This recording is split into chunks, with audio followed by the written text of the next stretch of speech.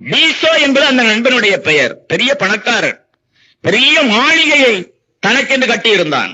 ஆனால் ஆன்மீகவாதி, தெய்வ பக்தி உள்ளவன், குருக்களுக்கும் துறவிகளுக்கும் மரியாதை கொடுப்பவன். அவனுடைய அரண்மனையை சுற்றி ஏகமான பச்சை மரங்களை வளர்த்திருந்தான். பச்சை பசேல் என்று குளிர்ந்த தென்றல் காற்று எப்பொழுதும் வீசிக் கொண்டிருக்கும்.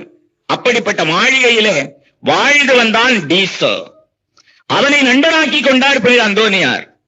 அடிக்கடி அவனுடைய அரண்மனைக்கு செல்வார், ஆன்மீக காரியங்களை எடுத்துச் சொல்வார். அந்தோனியார் எப்பொழுது சென்றாலும் எப்பொழுது வந்தாலும் அவர் தங்குவதற்காக அருமையான ஒரு அறையை தயார் செய்து வைத்திருந்தான் தன்னுடைய மாளிகையிலே டீசோ. ஒரு நாள் தன்னுடைய நண்பனை பார்த்து அவனோடு உரையாடுவதற்காக மாலை நேரத்திலே சென்றார் புனித அந்தோனியார். மாலை நேரத்திலே சென்ற அந்தோனியாரும் டீசோவும் நடந்து கொண்டே உலாவிக் கொண்டே பல காரியங்களை பேசினார்கள். இருட்டியது, வெராண்டாவிலே இருந்து பேசினார்கள்.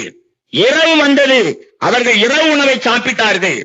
10-11 மணிக்கு பிற்பாடு 2 பேரும் பிரிந்தார்கள். டீசோ தன்னுடைய அறைக்கு சென்றான் தூங்குவதற்காக. புனித அந்தோனியார் தன்னுடைய அறைக்கு சென்றார் உறங்குவதற்காக. கிறிஸ்துவில் அன்பார்ந்தவர்களே, இப்பொழுதுதான் மெய் சிலிர்க்க வைக்கின்ற அதிசயம் நடக்கின்றது. அங்கே அந்தோனியார் தன்னுடைய அறைக்குள்ளே சென்ற 10 நிமிடத்திற்குள்ளாகவே அந்தோனியாருடைய அறையிலிருந்து பேச்சு சத்தம் கேட்கின்றது. அந்தோனியார் மட்டும் பேசுவதாக தெரியவில்லை, அந்தோனியாரோடு இன்னொரு மனிதரும் பேச வேண்டும். எனவே ஒருவர் பேச இன்னொருவர் பதில் சொல்ல உரையாடல் நடந்து கொண்டிருப்பதை டீசோ தற்செயலாக கவனிக்கின்றான்.